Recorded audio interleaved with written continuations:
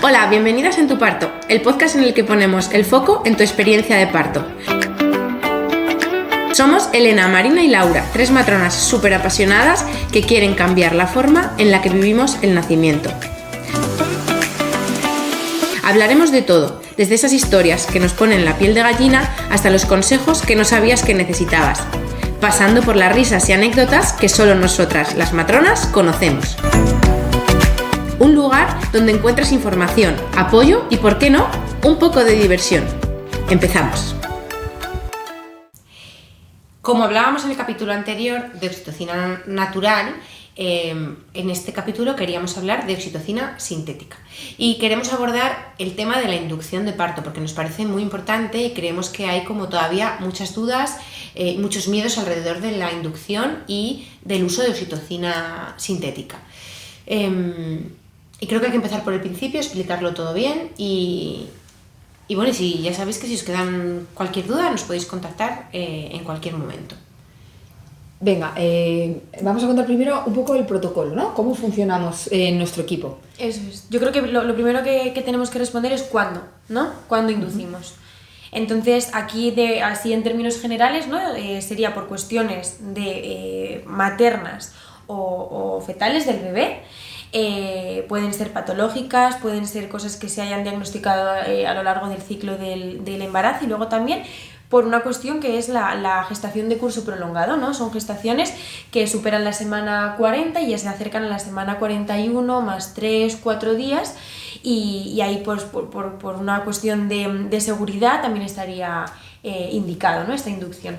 Aquí siempre decimos que esto es una cuestión de riesgo-beneficio. Eso es. Es evidente, y desde luego nuestro equipo lo tenemos clarísimo, los beneficios de un parto espontáneo. Pero también no podemos olvidar que, bueno, pues que los estudios que se van haciendo pues asumen o desvelan también riesgos en pasarte, sobre todo acercarte o pasar la semana 42, ¿no? Entonces, de hecho, la tendencia hoy por hoy en los hospitales incluso es cada vez adelantar más. No nos gusta hablar de cuál es el riesgo exacto porque es tan feo, pero bueno, sabemos que se pueden complicar los embarazos, que puede haber un mal resultado para el bebé y entonces por ese motivo llega un momento en que esa balanza riesgo-beneficio se va inclinando, se va igualando hasta que llega un momento que empezamos a entender que empieza a haber riesgos más fuertes y ya entonces el beneficio queda un poco por detrás, ¿no? Yo siempre cuento, ¿no?, para explicárselo un poco a las familias, lo que tú dices que de cuál es el riesgo, es que la placenta al final es un órgano que tiene una vida útil y que se va haciendo, o sea, como que se hace viejito como bastante rápido y se sabe que a partir de la semana 42 la placenta ya no nutre el bebé de la misma manera y de ahí viene el riesgo, que al final si el bebé no tiene esos nutrientes para seguir creciendo, para seguir, aparte del hecho de que el embarazo tiene que terminar en algún momento porque las criaturas si no serían demasiado grandes para caber por el camino. Aquí es interesante, el embarazo terminaría, no es que nuestra naturaleza esté mal y esa mujer no iba a parir nunca, eso no existe. Todas las mujeres parirían antes o después, con toda seguridad. El tema es en qué condiciones, porque esto, cuando tenemos este discurso en nuestra naturalista, que bueno, nosotras estamos dentro de pues, un grupo de profesionales naturalistas, ¿no? Pero es verdad que a veces a mí no me suena bien cuando es un discurso excesivamente naturalista, porque es verdad que la naturaleza ha previsto el parto y parirías seguro, y además seguro que enseguida, en 2 o 3 días parirías, la 42 más 2 más 3 parirías. Claro, pero es que la naturaleza está dispuesta a asumir un 10% de morbimortalidad, porque con eso no nos extinguiríamos. De hecho, es una selección natural fantástica. Totalmente. Pero hoy en día, en el siglo XXI, las familias, nadie quiere asumir ese riesgo. Entonces, yo prefiero tener un hijo mediante inducción y asegurar que ese hijo nace en las mejores condiciones o con las mejores posibilidades, ¿no? Eso es. Entonces, ese es el motivo por el que inducimos, no porque creamos que la naturaleza ha fallado y que no iban a hacer. No, claro que iban a hacer, pero ¿estás dispuesta a asumir el riesgo que supone esperar hasta ese momento? Bueno, pues es que es al final la misma razón por la que hacemos cesáreas, por la que hacemos forces. Evidentemente, todos los niños nacerían. Ahora, ¿de qué manera? Pues sabemos, gracias a cesáreas, gracias a toda esa medicalización oportuna y bien indicada del parto, hemos disminuido la morbimortalidad materno-fetal a niveles ya prácticamente inmejorables, ¿no?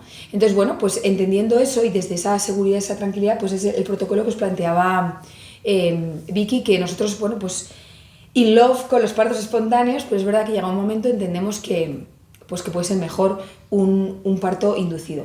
Y dicho esto, creo que es muy importante o sea, llegados a este punto, que es lo que hacemos siempre, esto hay que vivirlo como un win-win. O sea, gracias, qué suerte que vivo en un entorno, en un contexto en que me pueden inducir un parto para ganar seguridad. Totalmente. Y a partir de ahí, desmitificar la inducción, que no está tan mal, ¿a que no? No. Y sobre todo si la haces en un sitio en el que te van a dar opciones. Claro. Y tiempo. Claro. Y tiempo. Muy importante. ¿Cómo inducimos? Yo creo que aquí intervienen muchas cosas, ¿no? En el respeto a una inducción, interviene el respeto de los tiempos, interviene también el equipo, que seamos capaces de asemejarlo lo máximo posible a un proceso espontáneo. De hecho, creo que es una de las cosas que más suelen relajar, ¿no?, a las mujeres, el decir, esto no es un proceso en el que nosotras vayamos a hacer así, a tope de oxitocina sintética y a saco y a morir, ¿no? Creo que eso es una de las cosas más importantes. De hecho, una de las cosas más peculiares que tenemos en el equipo es que hacemos inducciones con oxitocina sintética durante muchas horas en las que las mujeres, algunas de ellas, no se ponen, no precisan anestesia epidural.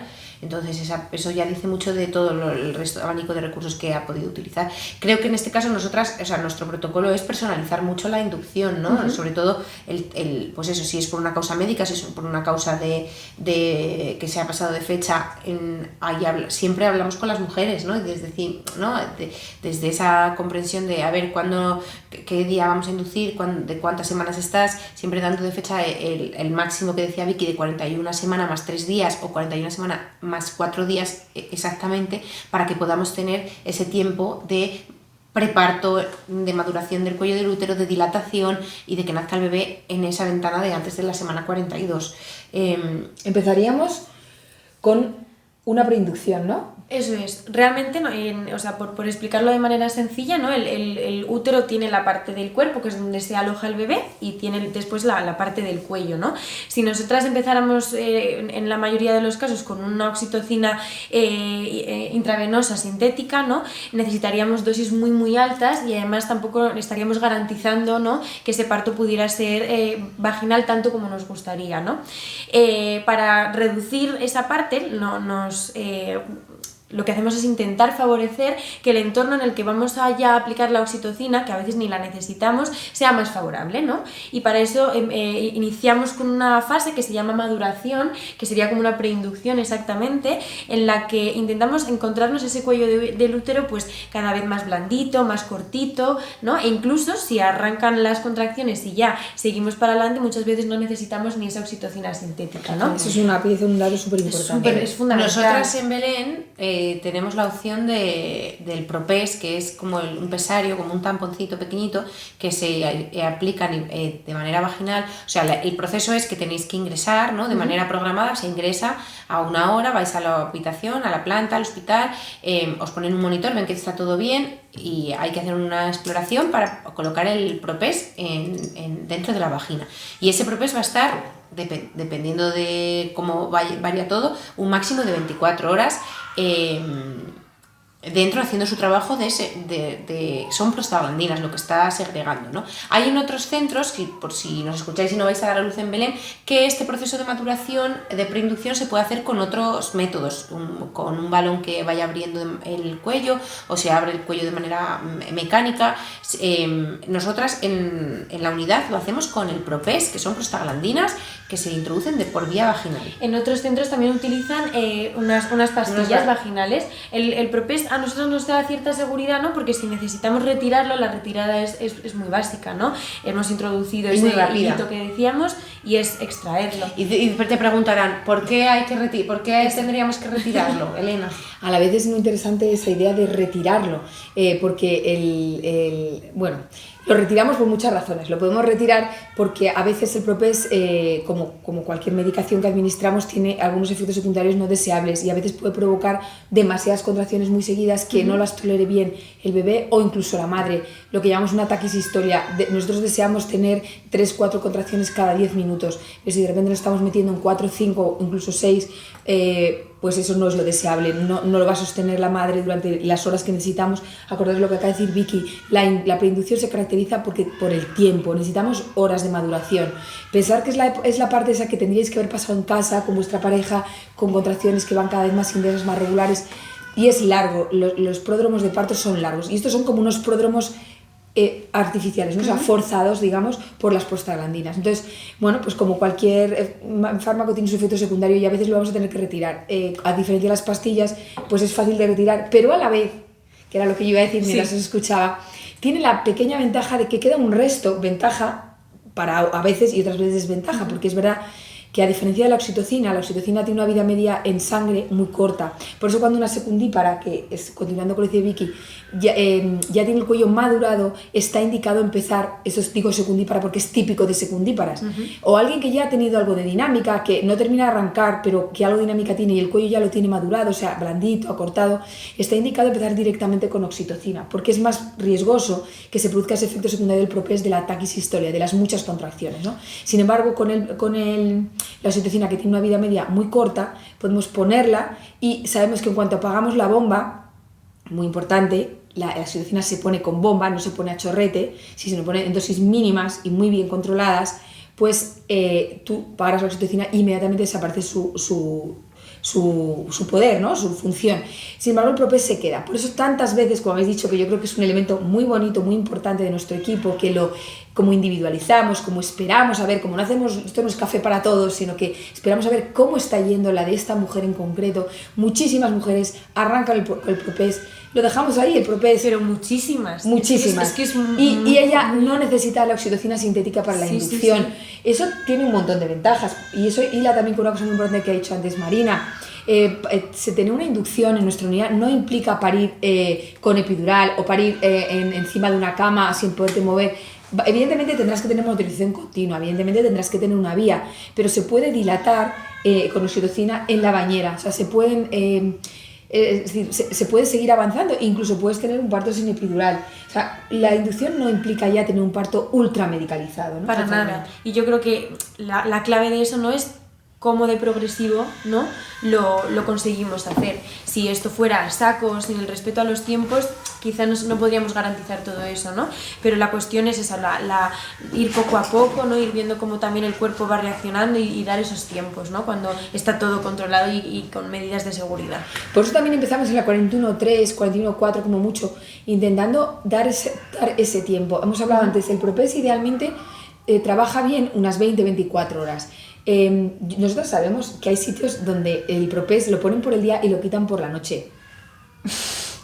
Un minuto de silencio. Esto es un drama, eso es una vergüenza, ¿vale? Perdonadme que lo diga, pero es una vergüenza, porque, claro, eso se dice, no, se dice, para que la señora descanse. La señora no ha venido al hospital a descansar, ha venido a parir. Y cuando retiramos un propés por la noche, justo cuando estaba a punto de empezar a hacer efecto, lo que estamos haciendo en realidad es bueno, pues frenar un proceso que habíamos iniciado, claro, y perder la oportunidad que nos da el propés de dejar ese cuello en las mejores condiciones para, si es necesario, a la mañana siguiente empezar con nosotros. Al final ahí en esos casos lo que ocurre es que estamos asumiendo los riesgos sin dejar a los beneficios entrar. Absolutamente. Entonces, nuestra experiencia poniendo propés es que los propés los ponemos por la mañanita y la mayoría de las mujeres pero brutal, nos llaman, pues a ver, unas nos llaman a las 12 o 1 de la madrugada, pero otras nos llaman pues a las 4, a las 5, es decir, la mayoría es a lo largo de la noche.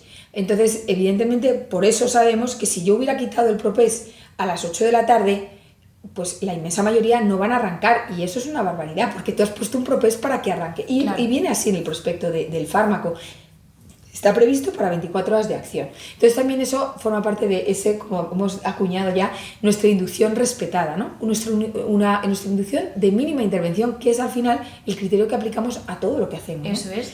Después del propés ya, bueno, si no ha arrancado el parto, iríamos a la unidad, ¿no? Eso es. La idea durante el propés es que la mujer esté en la habitación, eso, con monitorización, intermitente, una vía y sus recursos, ¿vale? La pelota, la ducha, no limita en ningún caso que el propés esté colocado. Después de todo ese tiempo en el que además la mujer, pues como hablábamos en el capítulo anterior, va, ¿no?, generando su espacio y utilizando los recursos para ir aumentando esa oxitocina, ¿vale? Que aunque el propés esté puesto, se sigue produciendo de manera natural. Sí. Después de ese tiempo, ¿no?, con el propés, lo retiraríamos si fuera necesario retirarlo, porque muchas veces se cae o ya lo hemos retirado antes porque han empezado las contracciones, entonces en el caso de empezar con la oxitocina retiramos el Propest y empezaríamos el proceso. La oxitocina la pondríamos ya una vez en la unidad, como decíamos, a través de la vía, se pone de manera intravenosa y empezamos a dosis muy bajitas, de entre 3-6 mililitros hora, que es que son gotas. O sea, es mínimo. Y lo vamos subiendo progresivamente hasta que encontramos unas contracciones regulares en intensidad y frecuencia, cada 20 minutos, media hora, idealmente. Y vamos poco a poco, como en un proceso espontáneo, viendo cómo funciona la progresión del parto, explorando cada 4 horas o más en función de cómo veamos a esa mujer y esas contracciones. Y el proceso realmente para nosotras es igual, con el mismo empleo de recursos. Movimiento, sí, bañera, pelota, todo. Ducha. Hombre, es un poco más incómodo, vas con tu vía, pero es que no... pensar que si la situación implicara quedarse en la cama, no moverse o no ofrecerle la bañera, lo que estaríamos es añadiendo riesgos a la oxitocina, porque tenemos muy claro que el movimiento y el retraso de la epidural, por tanto, favorece la seguridad y la progresión del parto. Entonces es muy importante, no. De hecho, normalmente está contraindicada en la mayoría de los hospitales donde tienen bañera, contraindican el protocolo el uso de la bañera si está con oxitocina, pero a mí algún día me gustaría que alguien me explicara por qué, porque lo que es evidente es que con oxitocina la monitorización tiene que ser continua, pero los monitores que tenemos son acuáticos, entonces la mujer tiene la misma garantía de seguridad y además la posibilidad del movimiento, que está clarísimo que eso favorece la seguridad del parto. Claro. Entonces, y vamos a utilizar menos dosis de oxitocina sintética con todo eso, claro, con la bañera, con el movimiento, con eso todo. Es. Entonces, esto para nosotros es muy importante. Algunas veces hemos llegado hasta tener que retirar la oxitocina. Si va, arranca y se pone muy on fire y va muy rápido, incluso podemos llegar a retirar la oxitocina. O como decíamos antes, a veces no llegamos a ponerla en una inducción. También ocurre, por decirlo, normalmente nosotros en un parto espontáneo no vamos si es espontáneo no empezamos con oxitocina, pero algunas veces sí que necesitamos usar pocas, las menos, pero algunas veces a lo largo de un parto que se ha iniciado de manera espontánea también usamos la oxitocina, ¿no? Esto no sería ya una inducción, sino lo que llamamos como una estimulación del parto. Eso ocurre sobre todo, yo voy a decir un caso, el más típico, si la epidural se pone, sobre todo cuando se pone de forma muy precoz, porque la mujer lo ha necesitado así, no hay nada que decir al respecto, pero la mujer ha necesitado una epidural de manera muy precoz, es decir, con poca dilatación todavía. Sabemos a ciencia cierta que la epidural puesta así suele ralentizar las contracciones, ¿no? Y ahí a veces, pues esa cascada de intervenciones que no buscamos, por eso siempre buscamos el movimiento y los recursos alternativos para el manejo del dolor. Muchas veces sabemos que ponemos la epidural y a continuación tenemos que poner, se empiezan a espaciar las contracciones y tenemos que poner algo de oxitocina. Siempre la mínima dosis necesaria, ¿no? Para poder recuperar esa frecuencia que ya traía, ¿no? Eso es, sería como una avanzadilla, ¿no? a que pues la dilatación no siga avanzando, ¿no? Porque para que avance necesitamos esas contracciones y la oxitocina, y sí que es cierto que en medidas de seguridad nos ayuda. También muchas veces en situaciones de expulsivos, ¿no? Que vemos que las contracciones, pues lo mismo, se han espaciado, vemos un descenso muy lento, muy bajito, eso es, y ahí muchas veces también nos ayuda, ¿no? Pero normalmente en esos contextos son dosis muy bajitas. También empezaríamos, como hemos dicho, entre 3-6 mililitros hora, pero lo subiríamos muy poco. Sí, es importante tener una imagen positiva de la oxitocina sintética. La oxitocina sintética es un inventazo, ¿no? Nos ayuda en todo esto que hemos dicho, nos ayuda, para empezar, nos ayuda a que una mujer que no iba a parir, como decíamos antes, que no iba a parir en los tiempos de máxima seguridad, pues lo pueda hacer, ¿no? Puede hacer un parto vaginal. Y nos ayuda en esos momentos. Por ejemplo, hemos dicho antes, en el capítulo anterior hablábamos de que era muy importante que la naturaleza en el momento expulsivo ralentizaba un poquito las contracciones para darle esa tregua, ¿no? Y también al bebé, porque ya está metido en el canal del parto y le viene bien que las contracciones no sean tan seguidas, ¿no? Porque esas también son intensas para el bebé. Pero ahí hay un equilibrio complicado. Si vemos que el parto está yendo lento o el bebé es muy grande, tampoco nos interesa que se espacien demasiado, pues porque una vez que el bebé está en el canal del parto, nosotros nos sentimos más seguros y sabemos que tenemos una buena dinámica para que pueda progresar, ¿no? Entonces ahí nos da seguridad. Sí.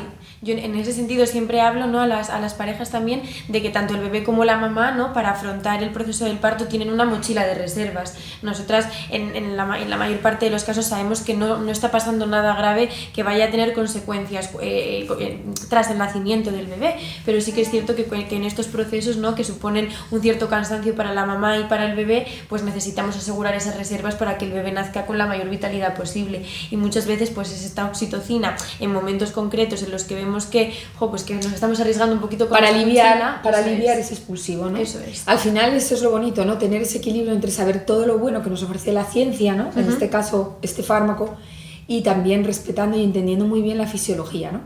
Y bueno, luego llegaría la última fase en la que sí o sí la oxitocina es lo máximo, ¿no? Pues esto es hablar bien de la oxitocina sintética, que es el momento del alumbramiento. La OMS recomienda el uso de oxitocina sintética en todos los partos, incluidos los de bajo riesgo. A nosotros esta nos duele un poco. Yo confieso que cuando una mujer ha tenido un parto de bajo riesgo, está sin vía, ha fluido todo fenomenal, no hay nada de sangrado, no hay ningún factor de riesgo, ha tenido un parto, por supuesto, sin epidural, manchar, entre comillas, ¿no?, ese posparto con 10 unidades de oxitocina, una mujer que está fluyendo todo, porque yo creo que ahí también nos falta un poco de, a lo mejor voy a decir un atrevimiento, pero falta un poco de evidencia, por ejemplo, de cómo interfiere la oxitocina sintética con la lactancia. Y cada vez hay más estudios que dicen que sí que interfiere, ¿no? Entonces, yo creo que cuando la OMS habla de oxitocina a todas las mujeres en alumbramiento, es decir, en la última fase, para la salida de la placenta, para favorecer esa contracción del útero, es verdad que está demostrado que disminuye el riesgo de sangrado posparto, pero yo creo que tampoco se ha valorado bien los efectos negativos que puede tener también a posteriori. Para poder hacer un poco la balanza. Entonces, evidentemente, esto es una decisión es un consentimiento informado que hace la mujer. Es razonable hacer es muy razonable hacer un alumbramiento dirigido, que quiere decir, como os explicamos en el capítulo anterior, poner 10 unidades de oxitocina en el momento que ya ha salido el hombro, la cabeza y el hombro del bebé, una inyección en bolo de 10 unidades de oxitocina para favorecer pues que el alumbramiento sea más rápido y que el útero se contraiga mejor, ¿no? Que administrado de esta manera, que muchas mujeres tienen la duda, no funciona como en la inducción de producir una serie de contracciones, no, lo que queremos es esa gran contracción del útero para que se produzca el alumbramiento y reducir ese riesgo de hemorragia, pero no es una administración como la de la inducción, que eso es importante también, porque muchas mujeres tienen miedo a ese alumbramiento dirigido por tener esas contracciones en el posparto, ¿no? Y no es así para nada.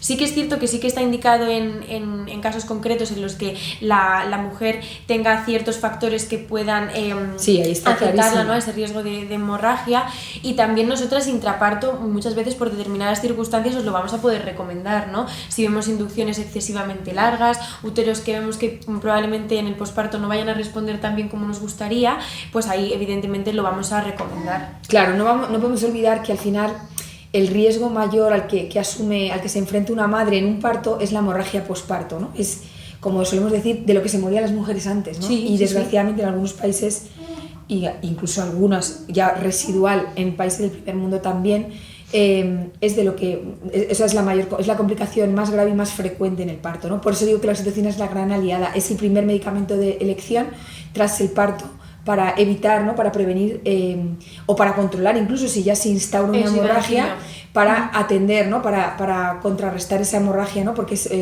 la oxitocina lo que va a hacer es esa gran contracción, ¿no?, que impida el sangrado de esa herida, ¿no? La placenta, al alumbrarse la placenta deja una herida grande en el útero, ¿vale? Para el bebé es muy fácil porque el cordón se colapsa solo y si no, además podemos clamparlo. Pero en el caso de la mujer, la única posibilidad que tiene de colapsar todos esos vasos es pues que ese útero, que en la gestación tiene el tamaño de una pelota de baloncesto, se tiene que convertir en cuestión de minutos en una pelota de tenis. Eso es. Y si eso no lo hace de forma espontánea, tenemos nuestra gran aliada, que es la oxitocina sintética. Eso es. De hecho, de la cascada, ¿no?, de medicación que se utiliza para las hemorragias, pues es una de ellas, claro que sí. Guay. Bueno, yo creo que con esto hemos perdido a nuestra compañera Marina. Hoy cierro yo, está atendiendo a su criatura, segregando muchísima oxitocina. Esto es la magia del directo. Pues yo creo que hasta aquí, ¿no? Fenomenal, yo creo que lo hemos dejado todo muy claro, sí. Muy bien, pues nada, os esperamos en todas nuestras redes, que veáis nuestro podcast, esperamos que os guste y os esperamos en nuestro siguiente capítulo. Adiós.